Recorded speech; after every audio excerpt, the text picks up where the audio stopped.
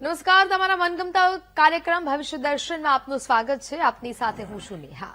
ભવિષ્ય દર્શન કાર્યક્રમમાં આપણે રોજબરોજ જાણીએ છીએ 12 રાશિના જાતકોનો આજનો દિવસ કેવો રહેવાનો છે તેના વિશે જાણીએ છીએ. આજનું પંચાંગ સાથે સાથે તમારી સમસ્યાનું સમાધાન જ્યોતિષાચાર્ય સાથે સીધી જ તમારી વાતચીત કરાવીને કરતા હોઈએ છીએ.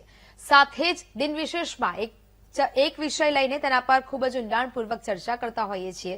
સાથે જ આજના દિવસે શું કરવાથી તમને લાભ થઈ શકે, શું ન કરવું જોઈએ, મંત્ર જાણીએ છીએ ને દાન પણ જાણીએ છીએ. આ તમામ વાતચીત આજે કરવી છે ભવિષ્ય દર્શન કાર્યક્રમમાં. અને આજના કાર્યક્રમની શરૂઆત કરી પહેલા આપણી સાથે સ્ટુડિયોમાં ઉપસ્થિત છે જ્યોતિષાચાર્ય મુકુંદભાઈ પંડ્યા. મુકુંદભાઈ, ખૂબ ખૂબ સ્વાગત છે. ધન્યવાદ. જય ગણેશ. મુકુંદભાઈ, આપણે 12 રાશિના જાતકોનો આજનો દિવસ કેવું રહેવાનો છે દિન વિશેષની ચર્ચા કરીએ તે પહેલા જાણી લઈએ આજનું પંચાંગ. લંબોદર નમસ્તુભ્યમ સતતમ મોદક પ્રિય નિર્વિઘ્નમ કુરુ મે દેવ સર્વ કાર્યેષુ સર્વદા. વાલા સર્વ દર્શક મિત્રોને પ્રથમ તો જય ગણેશ. દર્શક મિત્રો, આજે ગણતંત્ર દિવસ છે. આજે ગણતંત્ર દિવસની આપ સર્વ દર્શક મિત્રોને હાર્દિક શુભકામનાઓ. આપના જીવનની અંદર સદાયને માટે સુખ, આનંદ અને સમૃદ્ધિ રહે અને માં ભારત માતા એના આશીર્વાદ અને સાથે સાથે આપણે પણ ભારત માતા પ્રત્યેની આપણી લાગણી વ્યક્ત કરી અને આપણે પણ દેશની સેવા કરી શકીએ એવી માતાના ચરણોની અંદર વંદના સાથે કરીએ કાર્યક્રમની શરૂઆત. લઈએ આજનું પંચાંગ. દર્શક મિત્રો, આજના પંચાંગની જો વાત કરવામાં આવે તો આજે તારીખ 26/1/2026 અને સોમવારનો આજે દિવસ બની રહ્યો છે. માઘ મહિનાના શુક્લ પક્ષની અષ્ટમી કહેતા આજે આઠમની તિથિ છે. અશ્વિની નામનું નક્ષત્ર છે. સાધ્ય નામનો યોગ છે જે સવારે 9 અને 10 મિનિટ સુધી રહેશે. ત્યારબાદ શુભ નામના યોગનો પ્રારંભ થશે. વિષ્ટિ કહેતા ભદ્રા નામનું કરણ આજે સવારે 10 અને 16 મિનિટ સુધી રહેશે. ત્યારબાદ ભવ નામના કરણનો પ્રારંભ થશે અને 12 રાશિઓનું ભવિષ્ય કથન જેના આધાર ઉપર કહેવામાં આવશે એવું ચંદ્રમાનું ભ્રમણ આજના દિવસની અંદર મેષ રાશિની અંદર રહેશે. એટલે આજે જે કોઈ પણ બાળકોનો જન્મ થશે તેમની રાશિ મેષ રહેશે, જેના અક્ષર અ, લ ને ઈ રહેશે. તો આજે જન્મનાર બાળકોનું ભવિષ્ય સુંદર, સુખમય, આનંદમય, હર્ષમય રહે તેવી શુભકામના સાથે જય ગણેશ. બિલકુલથી. મુકુંદભાઈ, આજનું દિન વિશેષ શું છે? આજે કયા વિષય પર ચર્ચા કરવાના? દર્શક મિત્રો, ભવિષ્ય દર્શન કાર્યક્રમ એની અંદર રોજ આપણે અલગ અલગ સબ્જેક્ટ ઉપર, અલગ અલગ વિષયો ઉપર વાત કરતા હોઈએ અને આ તો ગુપ્ત નવરાત્રી ચાલી રહી છે. દર્શક મિત્રો, માં જગદંબાની આરાધના કરવા માટેનું પર્વ એટલે ગુપ્ત નવરાત્રી. અને આ ગુપ્ત નવરાત્રીની અંદર એટલે કે મા મહિનાની શુક્લ પક્ષની અષ્ટમી તિથિ અને આઠમની તિથિએ ખમ્મા ખોડલ માનો આજે પ્રાગટ્ય દિવસ ઉજવવામાં આવે.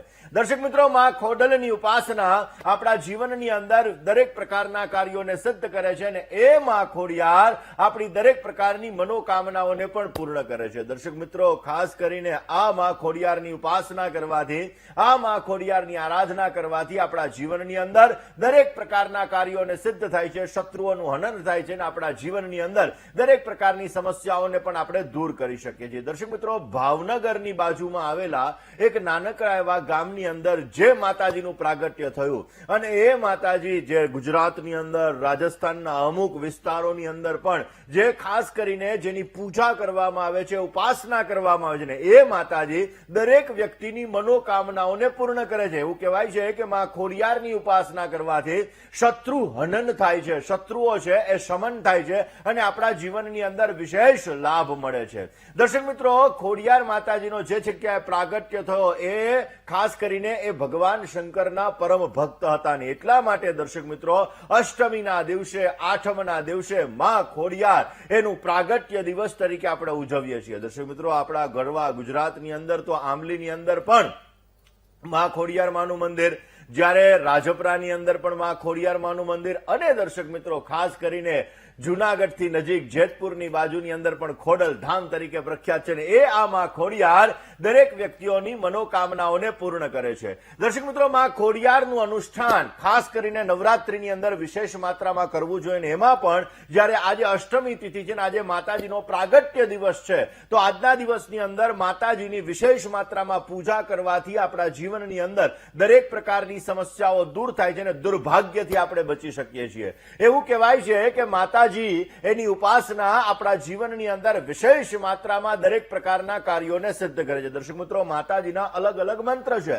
અને આ મંત્રનો જપ કરવાથી પણ આપણા જીવનની અંદર વિશેષ લાભ મળે છે. આજના દિવસની અંદર માતાજીને પંચામૃત દ્વારા અભિષેક કરવો જોઈએ, માતાજીને ગુલાબનું અત્તર અર્પણ કરવું જોઈએ, માતાજીની ષોડશોપચાર, રાજોપચાર, વિંશોપચાર, ત્રિંશોપચાર વગેરેથી આપણે પૂજાઓ કરવી જોઈએ. ગંગા, સિંધુ, સરસ્વતી, યમુના વગેરે નદીઓના જલથી માતાજીને આપણે સ્નાન કરાવવું જોઈએ. ભાવ ભક્તિ પૂર્વક આજે માતાજીને આપણે લાલ કલરની ચૂંદડી અર્પણ કરી, અગરબત્તીનો ધૂપ અર્પણ કરી અને માતાજીને સુખડીનો પ્રસાદ આપણે અર્પણ કરવો જોઈએ. દર્શક મિત્રો, ખાસ કરીને સુખડીનો પ્રસાદ, લાપસીનો પ્રસાદ જ્યારે આપણે માતાજીને અર્પણ કરીએ છીએ ત્યારે આપણી ભાવ ભક્તિ પૂર્વક, કારણ કે નાભ્યાસી અંતરિક્ષ ગોશિષ્ણોર જૌહુ સમવર્તત પદભ્યામ ભૂર્મિ દિશા અક્ષોત્રા તથા લોકાઉ અકલ્પયન્ન.